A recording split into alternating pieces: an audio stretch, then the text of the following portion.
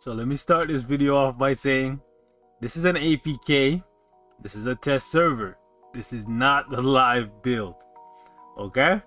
Damage doesn't matter. What I'm trying to show here is just how you play Valkyrie, okay? Let's have some fun, boys.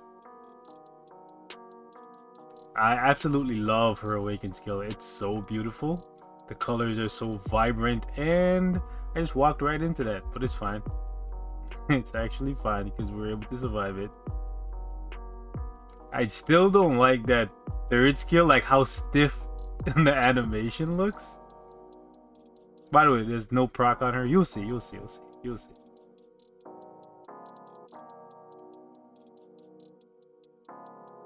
Let's slice and dice them.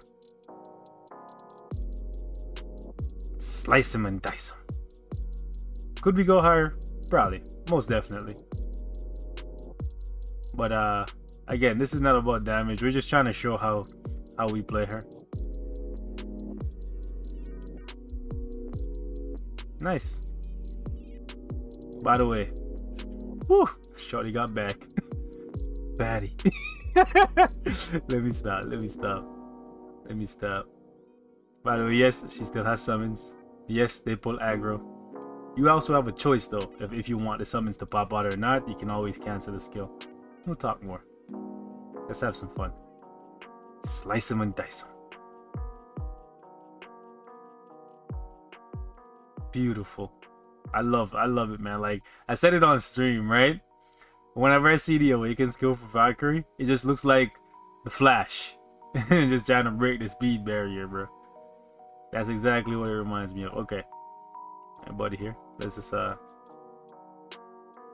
slice up this guy. Love that she got a heal. Alright, so let's just spot this. She has iframe ignore, but unless you use the third skill before the enemy actually goes into iframe, you can't use the skill.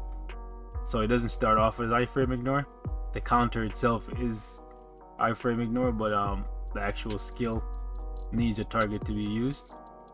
That's why she always like repositions herself. Okay, we're gonna take some hits there, but it's fine. We're fine. We are fine. She's thick. Shotty got back. Slice them and dice them. Yeah, so she's pretty smooth to play. I do like the fact that she has a heal. Alright, her rotation is pretty simple as well. So that's pretty good. But damage, we'll test that on the live server. Yo, what's going on, guys?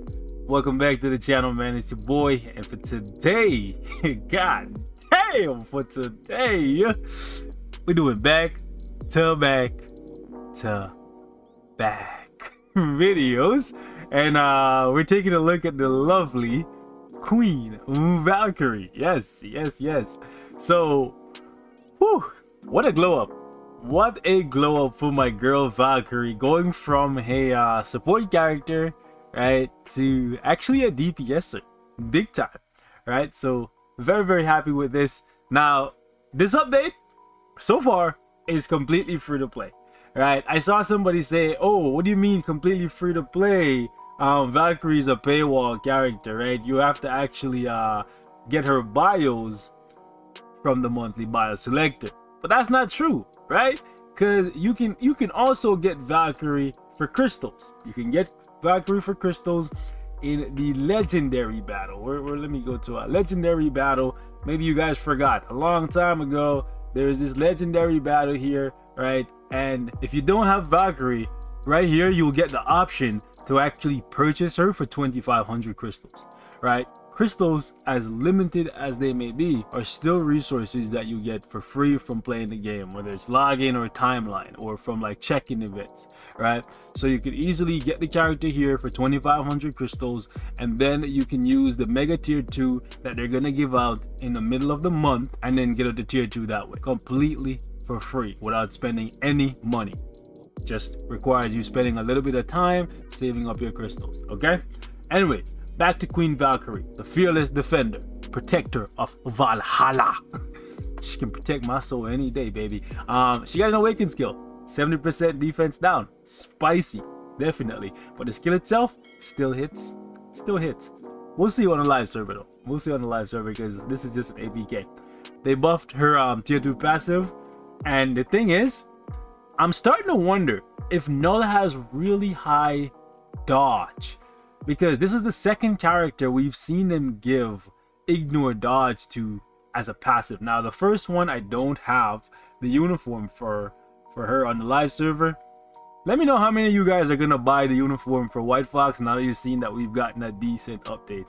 I think I might still just like, well, not might, I'm probably still just gonna let this one fly, right? So leave it on the shelf with Cable and the rest. But for her tier 2 passive, you can see they actually make it so that not her tier 2 passive, sorry, her uniform bonus give her 30% ignore dodge, right? So I'm not sure if this is a hint that Null actually has really high dodge, and that's why they're giving ignore dodge to these support type characters. We'll have to wait and see when Shuri gets a uniform, when Coulson gets a uniform, and all those other guys. Let's see if they continue the pattern, because if that's the case, then that might be a hint in regards to why certain characters do better than others against Null, especially like Pietro, because he has 50% ignore dodge. But back into it, man. They buffed her passive, more damage, more survivability, and some ignore dodge.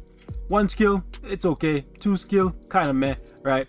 3rd skill though, damage accumulation, counter attack, ignore iframe. Very good skill.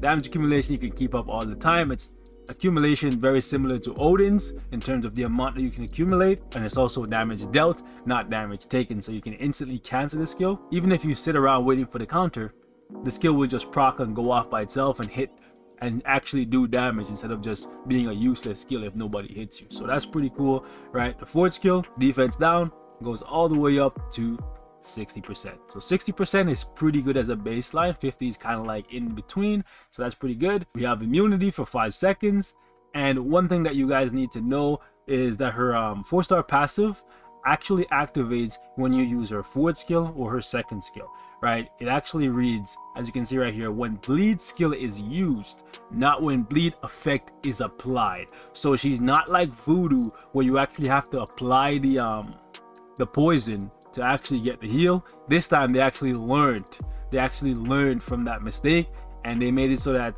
when she uses those skills, she will just naturally heal herself even if the bleed effect is not applied. So that's really good. This is a very, very good 4-star passive. A heal and some chain hit, you'll love to see it. We also have an attack buff here, and the summons will last for 10 seconds. Honestly, the summons don't really offer too much damage, and in most cases they're just a liability. So what you could do here is do what I do, and then do 3, then you do 5, and then cancel before she lands. And if you cancel before she lands, you will not get the summons. The summons will go away, but the summons, like right when she crashes into the ground, they do a decent amount of damage, right? But having them around to crowd the map, I don't really like it. For some sections of the Null fight though, having the summons are not bad, because like when those symbiotes on the ground are chasing you and you're running in a circle to dodge them, if you have the summons out, the summons actually get targeted, right, by those discs. But sometimes if they die off, then it just automatically tracks to you, and then out of nowhere like 4 different things are coming for you, right? So I don't know, it's up to you whether or not you think it's worth letting the summons rock out. But either way, you could just easily go 3, 5, 4, easy rotation with her, right? So I do think she can be played with a damage proc. She doesn't have an obelisk, right? I took off the obelisk because they had mighty obelisk on all these guys. You can see like they gave us a whole bunch of Odin's blessings, and I would like to take them off, but I do want to keep her stats in a place where it's relatable to my account on the live server when I get her. So we'll see what happens. Odin's blessings are not amplified or nothing, so they're not really too OP to be honest, but it is what it is. We have Power Fang Hulk here. Again, this video is more so about how to play the character, and like more so a look at her survivability, I guess, not so much her damage, because damage will vary based on your build, your cards, your CTP, and all that other stuff. But overall, she has a good kit. I don't think she's lacking anything per se. She has accumulation, she has a heal, she has iframe, they buffed her on tier 2 passive, she has defense down. You can't really ask for more than that. She's a support that hits, kind of like Mystique, which is pretty damn good, right? Now, since she's a combat character, it means we can use her with Crescent's leadership, and she's already a support, so we get to tap into the double support thing for the first time pretty much ever. So that's why she's gonna look much better than a lot of other characters, because this is gonna be like the first character. Well, Mystique is gonna be one too, right? So Mystique, when you use her as like the main DPS, you'll be able to tap into some more damage out of your Mystique than you ever could. But she's gonna be the one that looks the most like insane. Like her and like Moon Knight and Carnage and them guys, all them combat characters are gonna be looking way better now.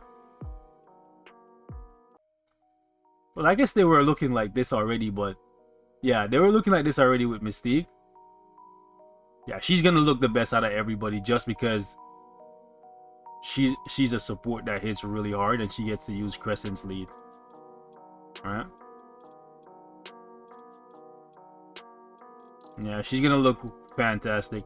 I can't wait to test out Moon Knight on this server compared to her. With like no obelisk and nothing. I just want to see like where Moon Knight sits compared to her. And then we can take it from there. Because I know that's something people are gonna be thinking about, but like where she sits is a very unique place, so I do think she's gonna be a good investment for people if you want to get like guaranteed CCF. Like look at one thing about the summons is KNULL keeps attacking those stupid things when you go into your awaken skill, so because of that he moves out of your range sometimes. Okay. I do like the fact that they give you more leeway with the counter. Like you have a very long window to do the counter attack. Ooh, wow. She just kind of just moved on her own, which sucked. Because that almost got me killed. So like how KNULL is not moving right now. Last time he was moving because of the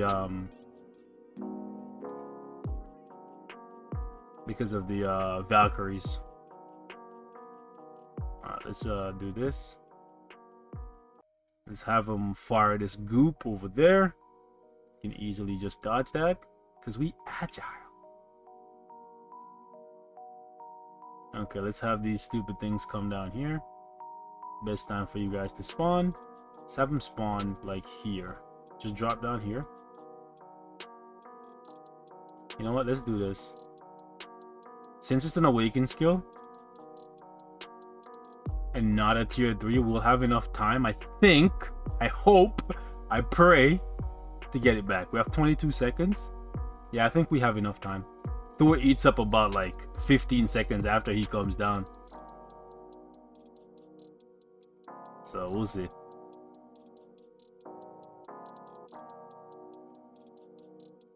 Alright, so I guess Thor didn't eat up as much time as I needed. Let me just heal up. Alright, so he stuck the sword into the ground. We have enough time, I think. Especially if we hit the awaken. Sorry. The co-op. Buys us a couple seconds. So yeah, we were able to do it. And she did it way faster than Thor. She also did it faster than Loki. Compared, like if we're just comparing what you call it, clears that I've done against KNULL on the APK. On the APK, keep that in mind, right? I've used all of these guys now with no obelisk, very similar builds, and she's come out ahead for obvious reasons, right? She's a support type, which means you can use her with a leadership and another support. Double support, can't really beat that, right? With Thor, you can only really use one support, which is Mystique or Valkyrie.